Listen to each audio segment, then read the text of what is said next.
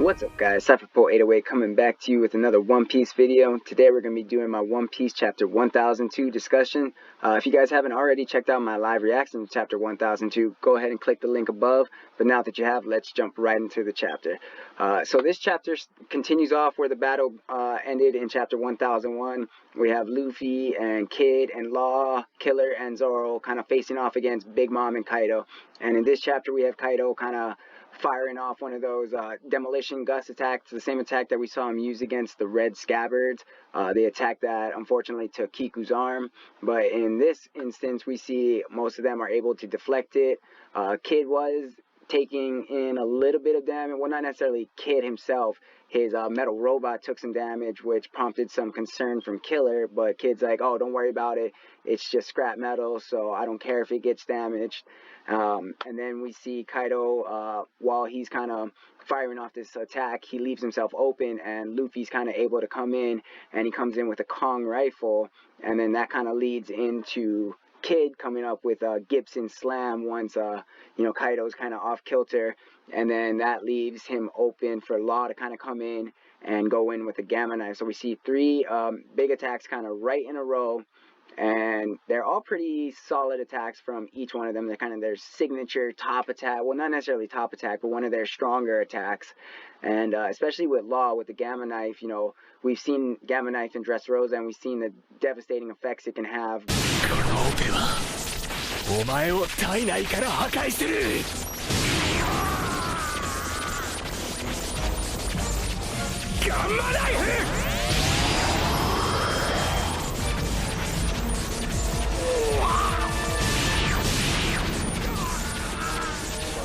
In this instance, he's kind of going in blind. He doesn't really know the anatomy of a dragon, which is what he says in the chapter. But he's like, well, if I had to take a guess, I'd say this is where the heart is. And being that he's a surgeon, that's probably a pretty good guess. But unfortunately, it looks like it was a wrong guess, because we know Kaido gets up and he's not really, I won't say he's undamaged, but it definitely didn't have the devastating impact that I think Law was hoping it would have. And then this leads into kind of Kaido saying, well, in the official translation, he says, you've learned how tough my defense is.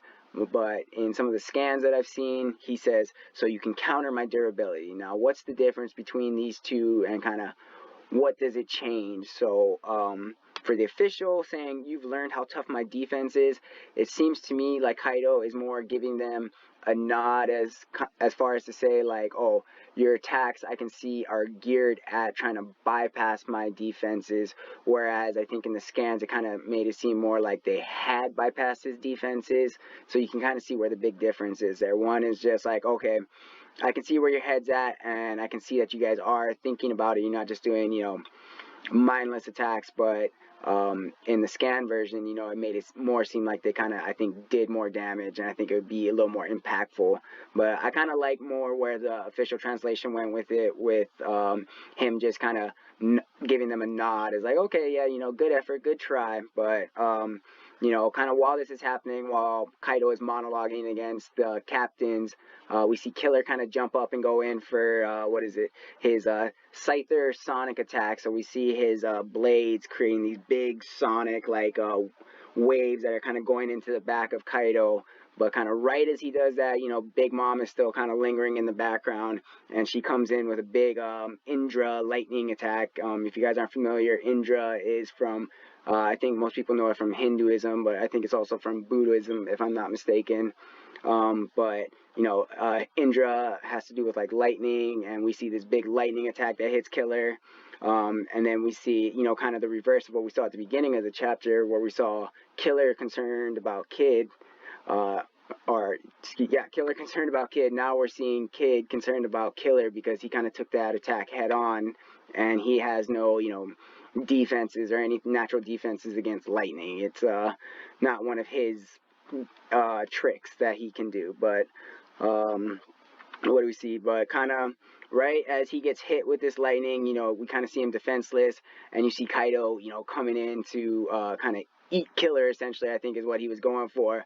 But Luffy kind of comes in with a Rhino Snider right at the last second to kind of save Killer, or at least knock Kaido off his path and kind of away from Killer, so Killer doesn't get eaten.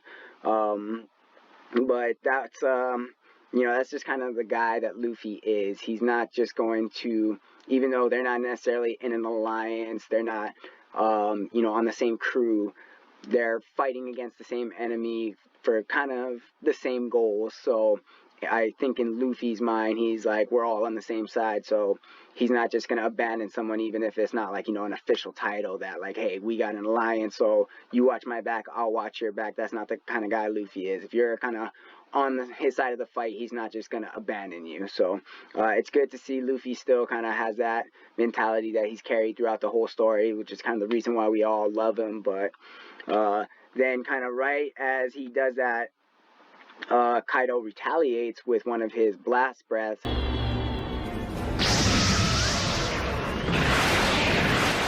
And we see kind of Zoro see what's coming, and he's like, yo, Trophy, boost me up. And of course, we see Trophy get pissed again that he's being kind of told what to do. But, in this instance, Law is kind of the only one that can maneuver and manipulate the battle with the precision that Law can. So kind of just needs to stop bitching about it and kind of just help out, because clearly Law himself can't take down Kaido. I mean, he hit him with Gamma Knife, which is one of his strongest attacks, and it didn't really do anything. So Law kind of needs to get with the program a little bit. I mean, he's doing it, but he needs to stop bitching about it. They are fighting against Yonko, and even 2 seconds to bitch about being told to do something, could cost him dearly. So, but we see him send Zoro up, and then of course Zoro, we've already seen, is able to cut the fire. He's using Flame Ren, the kind of technique that he stole from Kinemon.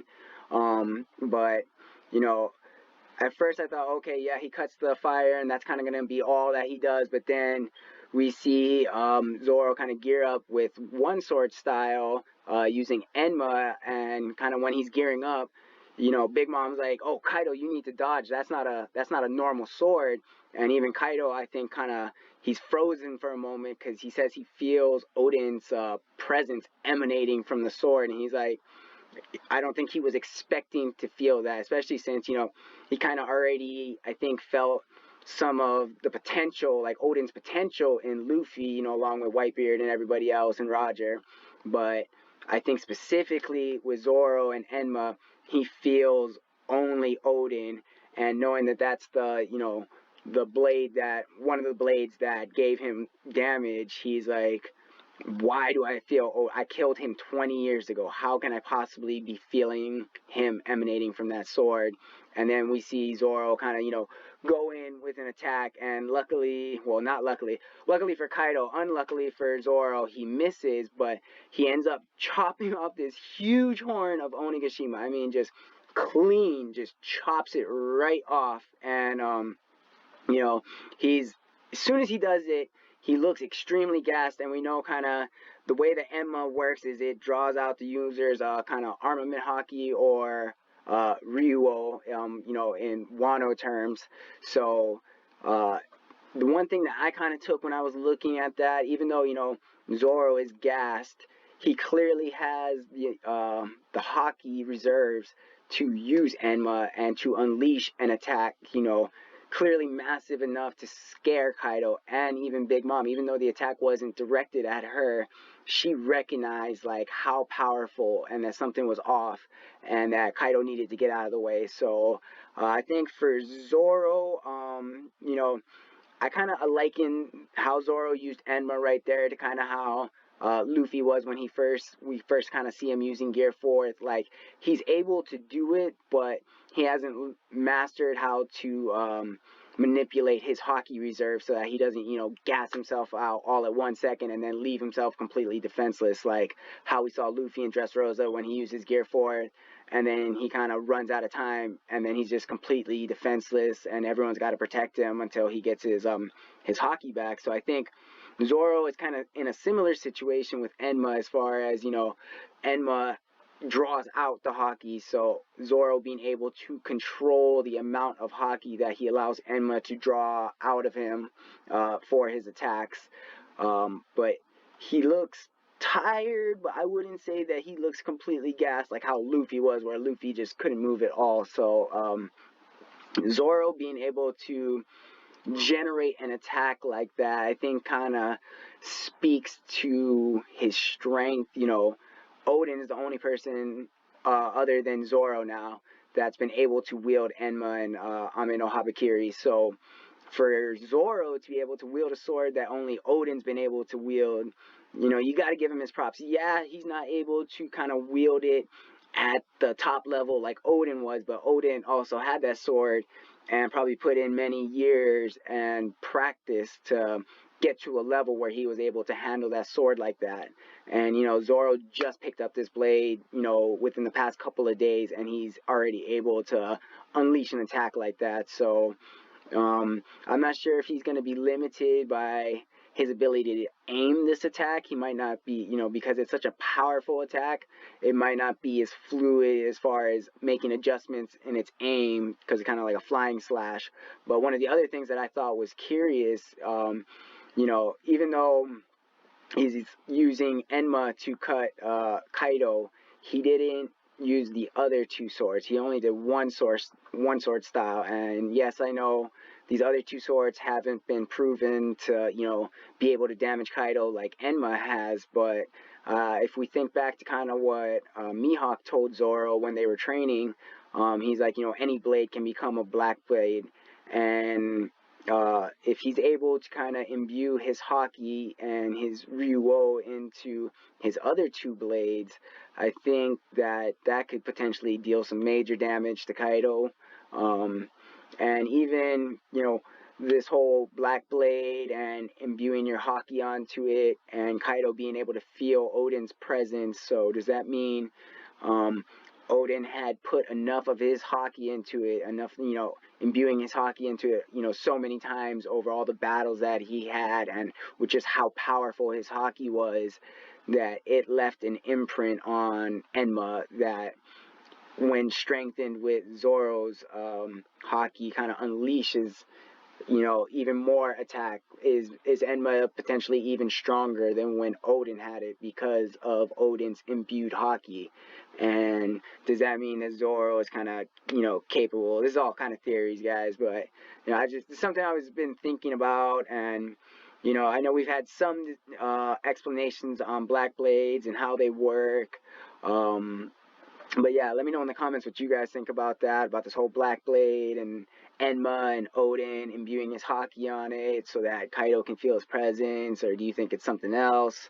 But let's move on. So next we see that Big Mom uses a Tenjin lightning attack to kind of retaliate. Even though Zoro missed, she's like, okay, this is my chance, and she hits everybody with a lightning attack. The only one that I can't really tell for sure if he got hit with the lightning attack or if he was able to dodge it was Law, because we kind of see him, but you can't really tell if that's like him jumping out of the way or him getting hit. So maybe it'll clear it up a little bit when we see it in the anime, but I kind of think everybody got hit, and then we see Luffy and he's just right there, and Big Mom is kind of like, how did you not get damaged? And I don't think she, in the heat of battle was really putting it together like, oh, that's right, he's a rubber man. And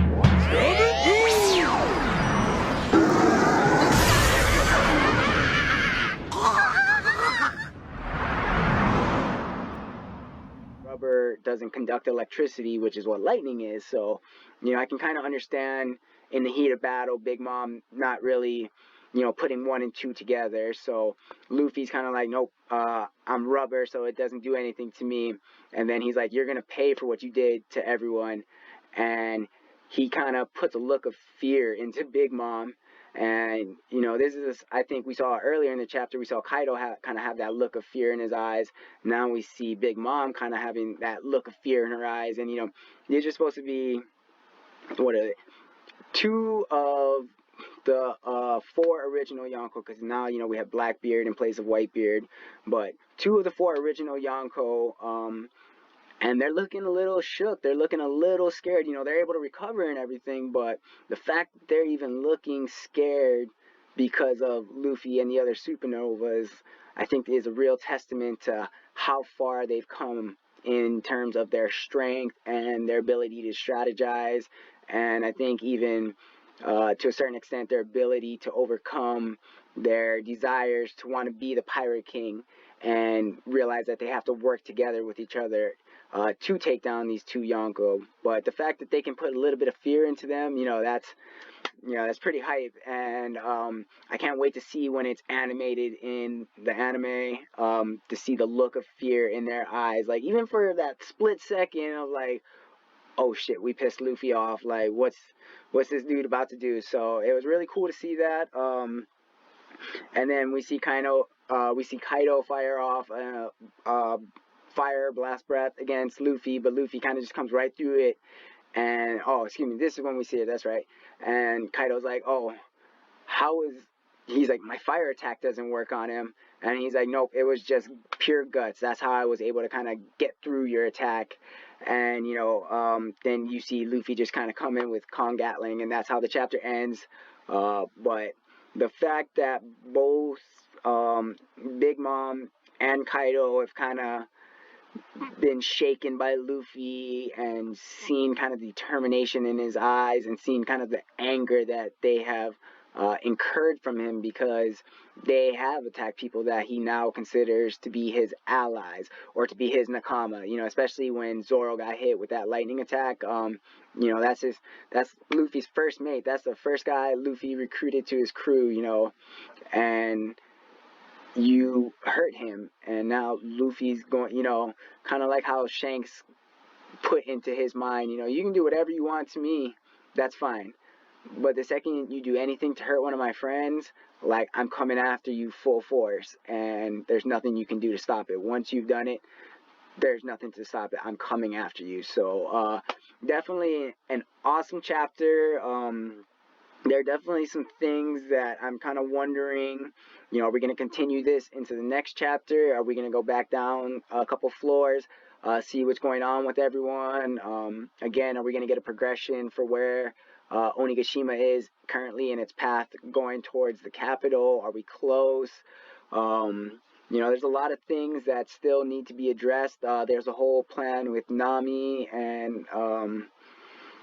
what's her name? I forget her name, with the Kibidongo, but it'll be interesting to kind of see what happens next chapter, especially since we end off on Luffy kind of smashing Kaido. Are we going to see kind of what the outcome of that is in the next chapter, or are we going to be kind of left with like a cliffhanger? And, we're also kind of, I'm wondering, when is this act going to be done, the whole Kabuki structure of the Wano arc so far. So there's a lot of things in play, a lot of things in motion. It'd be interesting. I have a video I'm thinking of coming out of kind of what could happen, to bring some other players, into this battle. And, some people that we still haven't really seen but have kind of been hinted at or, seen in Wano. So we have Cipher Pol. I'm sure people are wondering kind of, is this where the Straw Hat Grand Fleet is going to show up? Is Blackbeard going to be poking his head around? Are we going to see any of the other Whitebeard, subordinate captains or remnants of the Whitebeard pirates? Edward Weevil, is he still out there? They just tried to round up all the Shishibukai and everything like that. So, Shanks is still out there somewhere. There's a lot of things that are riding kind of on this battle, and I plan on making a video in the next day or two kind of discussing my thoughts about, I don't want to say post Wano, since we still have a long way to go into it, but I think things that could potentially be affected post Wano, and why we might see other parties coming in during Wano to kind of have a hand in this battle or have a say in what goes on. So anyways, that's what I have to say. So if you guys have any comments or you guys have any thoughts you want to let me know, please put it down in the comment section. If you guys have any comments about things that I can improve for the channel or improve for my videos, all constructive criticism is welcome, and I will do my best to kind of make changes as if they will benefit the channel, basically. But other than that, I just want everyone to have a wonderful day. Like, comment, and subscribe, and see you guys later.